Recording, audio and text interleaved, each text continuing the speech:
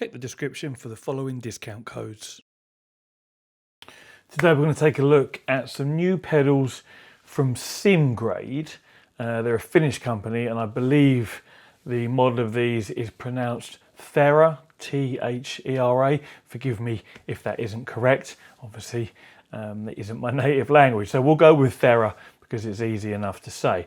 Now, the price of these pedals, because that's probably one of the most important things people want to know, is currently, it's a pre-order price, currently €870. So for those of us in the UK, there's going to be 20% VAT on top of that. And there's something about €25 shipping as well. So going to take it to round about the £1,100 mark, maybe 1,000. Yeah, probably nearer 1,000 actually with the exchange rate, the pound to the euro. So about £1,000 for the 3 pedal set, which is what we have here. Now, I'll just grab one of these. This is the clutch pedal. They are made from billet aluminium and they are anodized black, as you can see. The finish is really, really nice, as is the fit of everything. There is no play side to side, front to back, literally no play anywhere on any of these 3 pedals, and they're probably the smoothest set of pedals I have ever used. Now, the Acertech pedals were very smooth as well, but when I say smooth, I'm going to sort of talk about the overall experience here. One of the things these pedals do really, really nicely that I like is their end stops when you reach the limit of travel or when the pedal springs back to its start position. Now, I can't really demonstrate this because you can't feel what I can feel, and these 2 pedals are way too hard to move by hand. But the accelerator pedal has got like I'm going to put it in my mic and you'll see, or you'll try and listen to the sound of it hitting its end stops.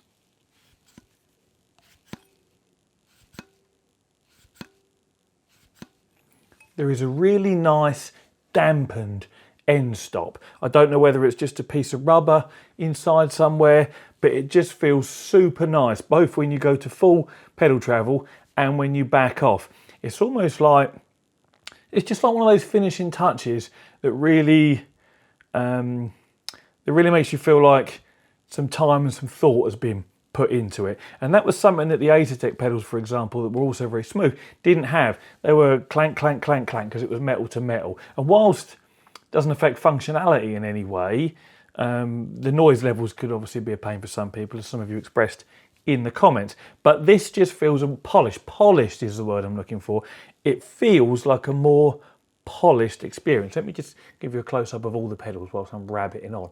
So that polished is one of the words I would use to describe these pedals' overall presentation, their engineering, their tolerances, the fit, the finish. All 3 pedals have got a load cell, by the way. And I don't get excited by that. There's absolutely no advantage to having a load cell on your accelerator or on your clutch. Makes no difference whatsoever. The brake pedal, of course, is the pedal, which is what I'm holding here, which is what really benefits from being a pressure-based system. Now, this is just a single elastomer here, big fat old elastomer. It can be swapped out for a spring, which they do include in here, and there's also some washers that they give you to adjust the preload on any of the pedals if you want.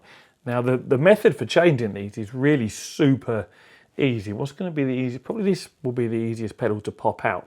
Where you see this piece here, it kind of just hooks over the bolt that goes through, and the underneath is open. So I may even be able to do this kind of up in the air. They do say in the instructions to do this with it mounted securely at something so you don't catch your fingers, but who cares? Let's give it a go. So I'm just going to very slightly take the pressure off, and then, yeah, that's fine in fact, and pop it up. So it comes up like this, and you can see there now where that's open and clips onto here. So then to change this, you would simply just pull it off, pull it apart, grab your spring assembly, because you wouldn't actually use these big sort of plastic end stops. There's some smaller ones in the bag here for use with the spring. In fact, similar to what you'll see on the clutch pedal there, the smaller plastic end caps, I'm going to say.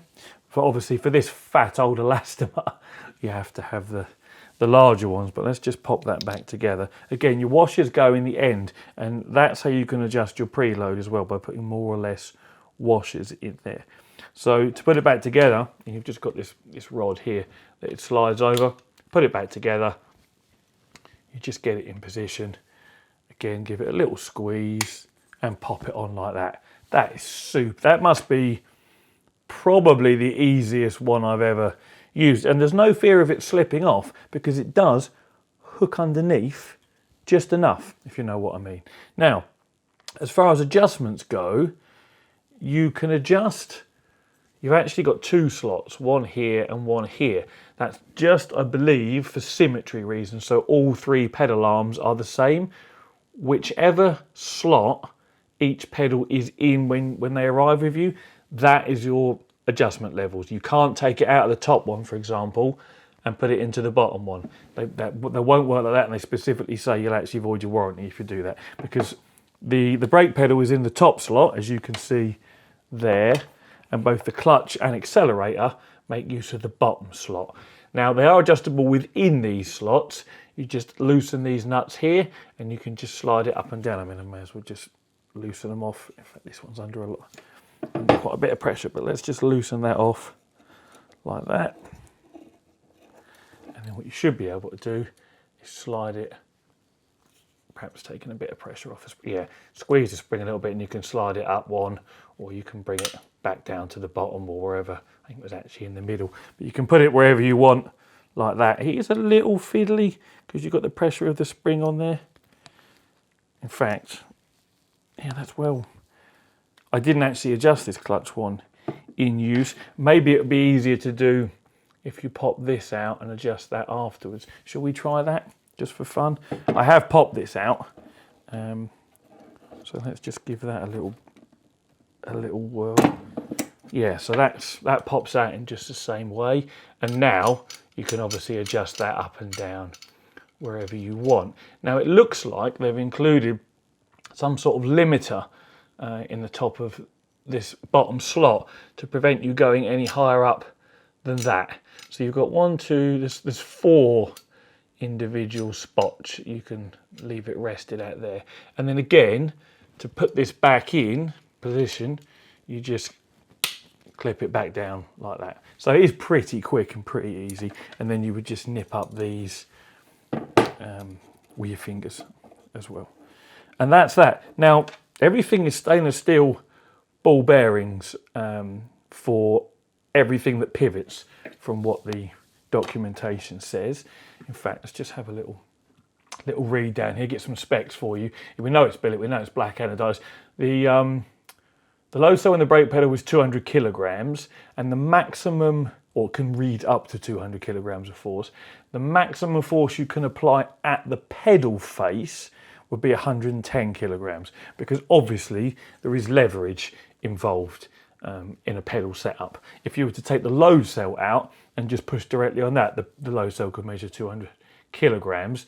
But what that translates to at the pedal face, and I believe this is with the pedal face in its lowest position, because it can go up and down a notch, and with the top of the, what would you call this piece here? Top rod, with that in its lowest position, will that give it the most amount of leverage? Yes, it would. So with this in its lowest position, no, that would make it easier actually, wouldn't it? So if you want to feel pedal force at the pedal, it will be reduce the leverage. So pedal face down and this rod at the top. That way you're pushing in the most direct sort of line possible, and removing mechanical leverage as much as possible. So yes, pedal face down, rod in the uppermost position, and that will require 110 kilograms of force at your foot, so to speak, to hit the maximum 200 that the load cell underneath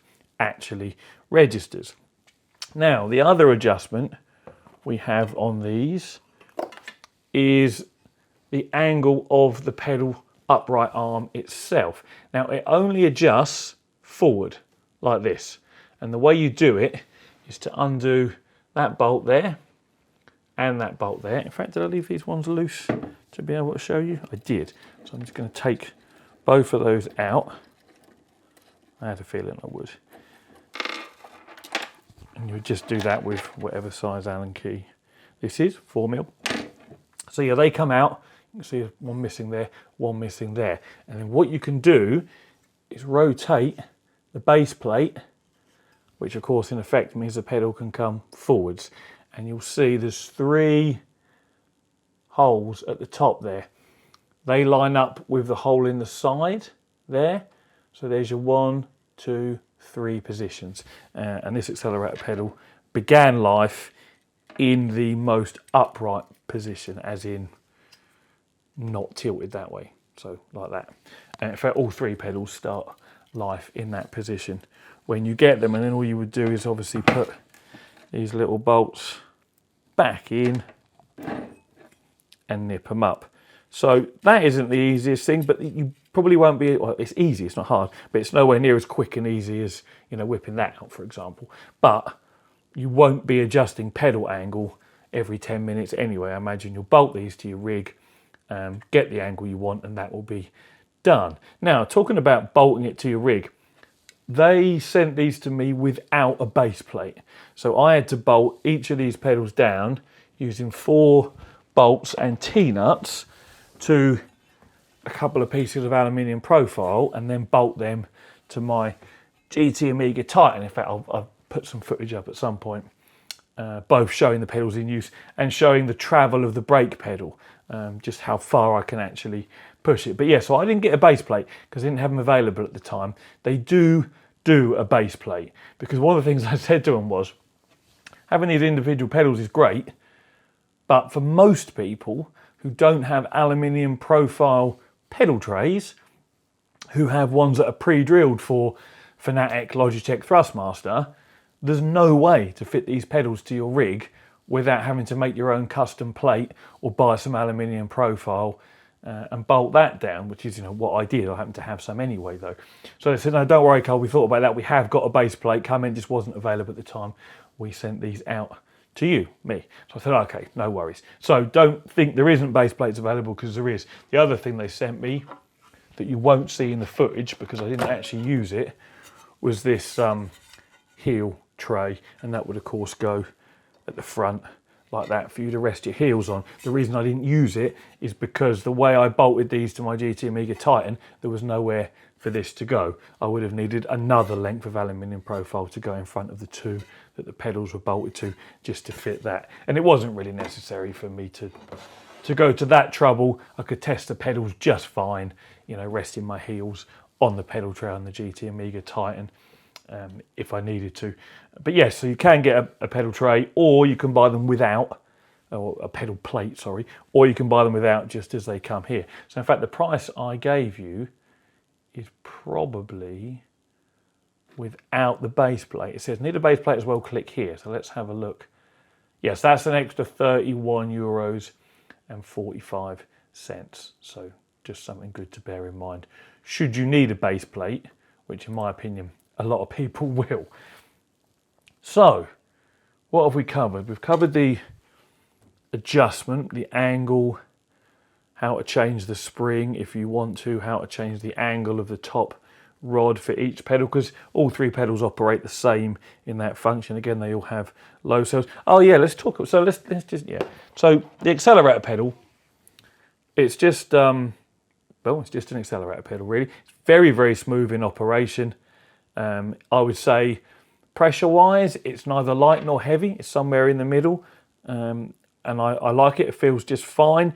The only thing I will say, and this goes for all 3 of these pedals, they feel a little springy. And that might not be the most descriptive word for people to go, what do you mean by springy, Carl? It's a similar feeling to when I was describing the Thrustmaster TLCMs, because there's a spring immediately behind the back of each pedal. You know, we've got a black spring on the accelerator, a red spring on the clutch, and then an elastomer on the brake pedal, which is still basically just a spring. You've got this sort of twanginess about them. Now, for an accelerator pedal, that's absolutely fine, because most cases in real life these days, if you're using an electronic accelerator pedal to an electronic throttle body, it is just a return spring inside often a plastic pedal with a couple of potentiometers opposing or Hall effect sensors. So that's fine. But I thought the brake pedal, perhaps, and these little wires that just get entangled we'll get onto in a minute as well, perhaps could have done maybe with some sort of dampening, maybe a little hydraulic arm or something, because even though this elastomer isn't a coil spring like the other two, I think it still feels a touch on the springy side. I mean, only a touch. I'm being very, very picky here. The overall feeling of the pedal is that of a hard brake pedal with very short travel. Again, you'll see the travel in some footage that I've put up. I would say it's similarly hard and similar travel to the Fanatic V3s if you put the brake pedal all the way up to its hardest setting, perhaps similar to that. I didn't sort of do a back-to-back comparison, but that's what my foot told me. This may feel a touch heavier, but similar to that. It's not as hard as the Asetek ones, for example, because they literally bottom out metal to metal, and then you're just compressing fluid. So, you know, you are still squishing this elastomer the harder you press this pedal. But it is, so if you like a firm pedal that doesn't have a huge amount of travel, this is a good pedal for you. I soon adjusted to it. Aside from it literally just being an elastomer, so it's super simple. It's literally, you're just squishing this elastomer, which is, you know, flexing the load cell underneath. I say flexing on an atomic level. So it's a very, very simple design here.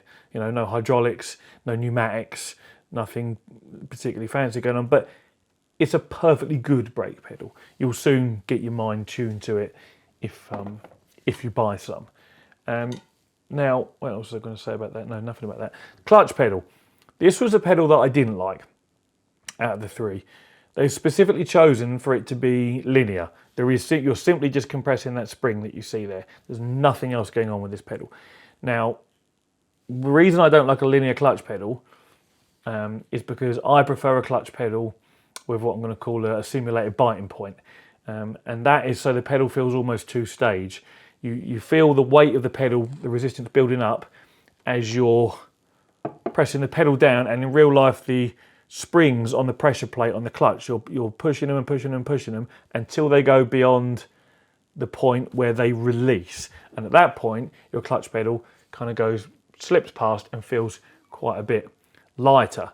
And then when you bring the pedal back up, just as those springs are starting to apply their maximum force again, which is when your friction plate is being pushed against your flywheel and you start to get a bite, you can feel where that point is. Now, I like to have that. For me, that's a must, because when I'm launching, whether it be in a rally stage or on a circuit, launching in a manual car with H-pattern shifting, I want to be able to bring that clutch up to the biting point to reduce the time it takes me to launch off the line. If I have to keep the pedal all the way at the floor because I don't know where the biting point is, those extra few hundredths of a second, not that I'm that good, but let's imagine I was, those extra few hundred, in my head I'm good, those extra few hundredths of a second where you have to bring the pedal from the floor to the biting point before your car starts to move in sim are important.